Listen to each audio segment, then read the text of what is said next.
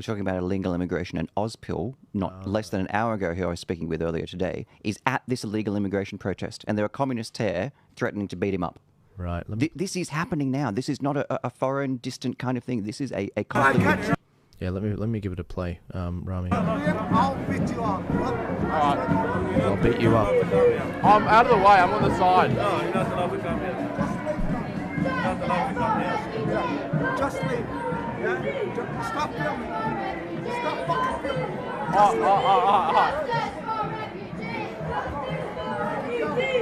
I'm leaving, bro. I'm walking away.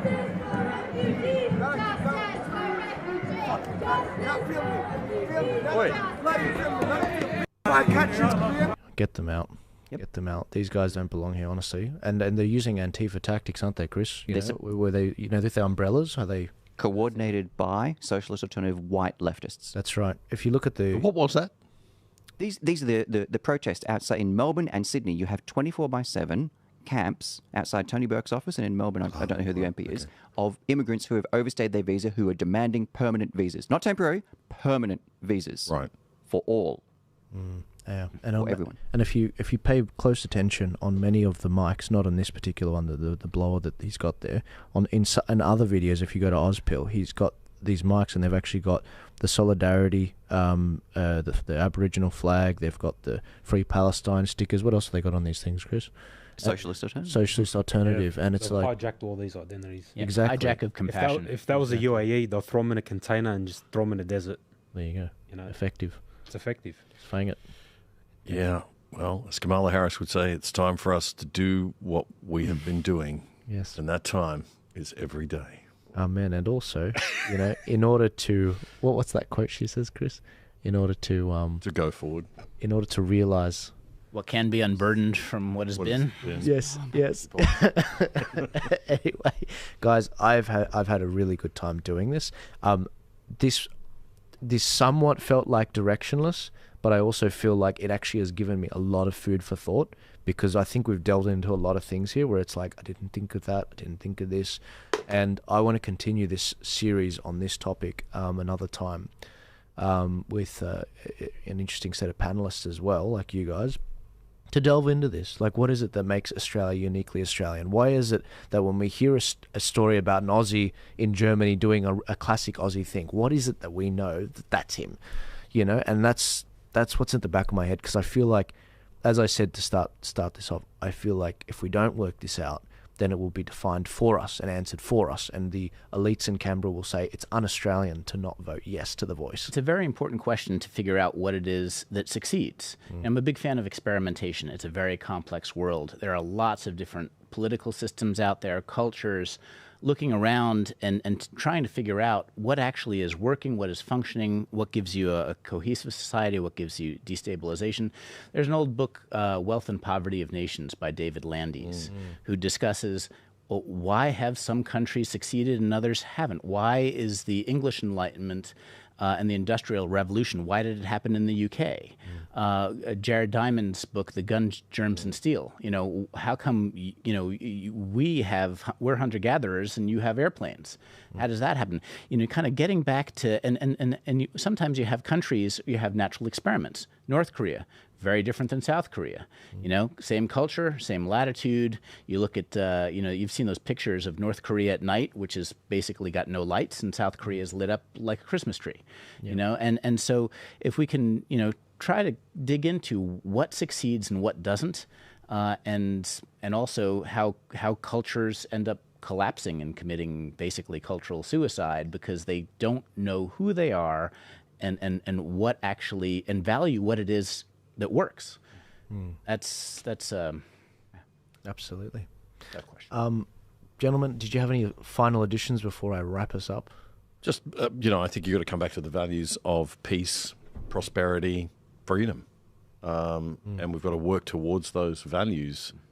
I think that's one way of just simply defining it. And let's evolve. Let's make Australia a great country based on some core principles that all of us can agree on and adhere to. But we have to have some principles. We can't go on with this kind of moral relativism, this endless sort of, everything's equal, all cultures are the same, blah, blah, blah. No. I mean, even within our religions, there are differences, and within our nationalities, there are differences, and we've got to work out, well, what do we stand for as Australians? And to do that, first thing you got to be able to do is have a conversation like this. Yeah. Yep. God And forbid. the first thing we've got to do is stop shutting down conversations. Definitely. Stop keeping people like Candace Owen out of the country. Yep. And I'm really disappointed. I mean, I was very pro-Israel on my show for a long time, and I'm really disappointed that, with the Jewish community have the left Jewish community have been so wanting to just shut the conversation down. And Candace made a really good point in the interview that we did, that this is not serving anybody's interests. This is a stupid, dumb move on their part. Yeah. Because if you want to enhance conspiracy theories, that there's some Jewish conspiracy and cabal around the world, you act like that. Yeah. And then people are going to, the real neo-Nazis are going to go, see, I told you. And then it becomes very hard for sensible people like us to say, yeah, you're a neo-Nazi. Don't stop being a neo-Nazi. Because, they did that. Yeah, it's crazy. No, exactly. Absolutely crazy. She's scary, man. She's so scary. I was so scared this morning. Oh, you? Talking to her. I hope they keep her out of the country. I'm terrified. So I'm against that. But you know what else? Islamophobia. That same Islamophobia tactic. I'm against that victim mindset. Yeah. Everything deserves criticism. Everything. And I believe in my religion. The truth will come out. I'm a very peaceful person. I want to be an Australian. I want to follow the laws of the country, and I want to contribute, because I think when you ask what it is to be an Australian, when I go out there, I think we're known for ingenuity as well, and engineering, and we have proper ways of going about things, and we want to maintain that. So we used to be get stuff done nation, right? It used to be, but we got to bring that back. Make manufacturing great again, and I'm in. Yeah. Look, the big disappointment out of the whole Candace thing is, and maybe I shouldn't be disappointed. It's the reason I built the Ark in the first place, is because Sky News once again let us down, just as they did in COVID. They censored the most successful broadcaster in Australia, Alan Jones. They took him off because of Craig Kelly segments. Yep. They allowed Craig Kelly to be removed from Parliament from the Liberal Party, and on top of that, he was forced out. They say he resigned. He was forced out. And then on top of that, once he left the safety of his Liberal Party, 2 months later, Facebook removes him and Instagram removes him, despite there being no violations on Instagram. And it's just and Linktree also removed him, which is why I never trust Linktree. And so I see these things going on, and then it's okay. Oh, that's fine, guys. That we were right. Sky News, yep, no worries. Bring them all back on. You're fine now. And then they go and do this crap and say, oh yeah, we believe in the battle of ideas. And then they leave Candace out. Yep. They keep her out. Send the black woman to the back of the bus. It's just I believe that. Well said. Seriously, and I believe Tucker Carlson probably does have the same views as Candace on Israel-Palestine, but they allowed him in. They didn't police it. Now, Candace isn't inciting violence, and Candace isn't doxing people. Therefore, why... She doesn't even have a criminal record. Why are we leaving her out? And it's just the best disinfectant for bad ideas is more speech. Exactly. And if you're not prepared to do that, then you're the bad guy. You're the bad guy. And that's why I built the studio. That's why I built the Ark. It's because it's a story that Jews, Christians, and Muslims are meant to respect. It's a story that the Abrahamic religions can respect, and they can get us focused back on the bloody rainbow people that stole. That's where we got the rainbow from. It's from the freaking story of Noah and the Ark. But the people, apparently, we've forgotten. We didn't even remember that. We've totally forgotten that. And so when I see what's going on with the Candace ordeal, when I see what's going on with this stuff, I do get fired up about it, and I do get quite upset because they're attacking the values that made Australia great. Chris, did you have any final thoughts before we wrap up? I actually listened to ADHTV for a change. Not a lot to watch. You used to be on there. Chris Smith interviewed Candace on there. She was meant to be on Sky News. Is that right? They dumped her, but because of time. But they did have time for a 18-minute segment blasting Candace Owens. Mr. Bort seemed to have time for that. Actually, you'll get Candace an hour earlier on the other side. Right there. No offense, Chris, but not to Chris Smith, Right. but I'm looking forward to watching Chris's interview as well. But I mean, it's she has to do this. She's doing our media because she can't can't get a. She's being cancelled. I think she said the Today Show cancelled her, right? I mean, it's like, Sky sorry. News. Sky News cancelled. Well, that was sad for me. Yeah, because I quite like Sky News. Me too. Yeah, me too. And that's what's shocking about all of this. The Today Show, as you were alluding to, so you talked about this in your interview.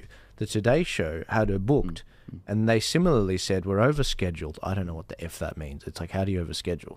And then, like, you just add another seat. You can overschedule, but Candace Owens, you move stuff around. Oh, literally. And then the idea that you then used the segment, that time that you'd booked, to attack her without the right of reply. It's like, what the hell? And you know what's going to be really awkward about this? This whole, Tony Burke, if he does do something stupid, we might be in a situation where we're getting out free speeched by New Zealand because she ends up getting the visa there. Because we'll probably get that before Australia makes a decision. No. Protest at Tony Burke's office tomorrow at 1 p.m. The refugees are mad, so I'll be there. So if you want to protest Tony Burke, it might be a good time. You can join in. Mate, the only time you find me protesting is when it's illegal to protest. Yeah. That's when you should. That's why there's no more freedom protests anymore. How would a Candace Owens protest? Would that be legal? I reckon it's worth telling them to there's those immigrants to do that. That's the one useful thing they could do. But I think what they're demanding is completely out of order, to be honest. But anyway, going back to it, guys, I really appreciate you joining me on here. I think that this has been a thoroughly enjoyable discussion for me that's sorely needed, and that's why the Ark exists. But if you guys want to follow these fine gentlemen, I will have their links in the description to their phenomenal podcasts. Chris has my respect with regards to journalism. You ask the right questions on the ground, and I love how you drawed a call for incitement to the farmers from what was his name? Plimer. Mr. Plimer saying don't send the food to the cities. I was just like, whoa, that is some Canberra protest talk right there. But he was making the point that if you're not being treated respectfully, so you need to make them realise that you're going to go hungry. You need us.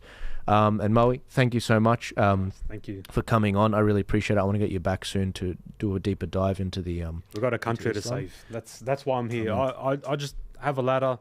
I push cable for a living. Turn a screwdriver. I shouldn't be here, but I'm only here just because I want to save this country. Amen. I don't want to do this, but I've been pushed to it.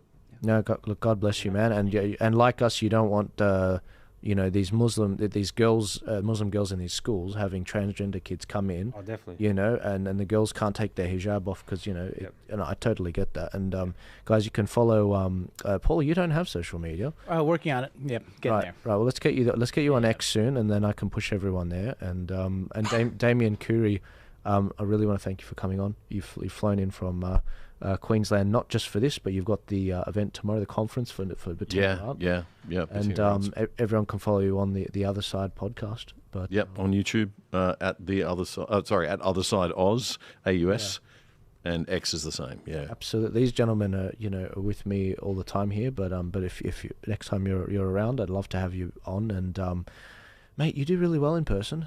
You do really well in person. I really think you got to do. No, honestly, I think you should do more in person. Stuff. I think your audience would love that. I really do. Happy to, mate. And congratulations on the Ark too. I think it's a great concept. And this studio, I've got serious studio envy. We've got a great studio up at Trending Media Australia. I've got to say big plug for the guys. But no, this is a great setup you got here. Next time I want some brown liquid in here. I noticed that you had brown liquid. No, look, absolutely. Look, is it real or fake? I don't know. It is Friday night. Sorry, Mo. It is too. Look, after I switched, look, we did just have a highly contentious discussion. I thought, what, just for this one, we'll leave the brown liquor down. I can handle it. But I do have some in the corner for us. Maybe we'll have some of Pauline Hanson's gin. I don't know.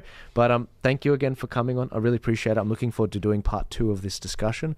And ladies and gentlemen, you're welcome to subscribe and like the podcast here. Please consider becoming a donor because we are getting demonetized everywhere, but that's okay. And good news, just this last week, I did say to you we reached 900,000 viewers in a week. We've just cracked a little over 1 million views, and that's thanks to you guys sharing this around. Despite the censorship, despite the bastards in California censoring us, a third of our views are coming from uncensorable platforms. And thanks to you guys sharing it out there, it's kicking off very, very well. So thank you so much. God bless you all. I'm here at your disposal, and very soon I will be telling you about how you can fight back in the local elections in New South Wales and Victoria, and also the state election in October. So I will see you guys soon. God bless you. Thank you so much. And this was episode 13 of the Ark Podcast. Bye-bye.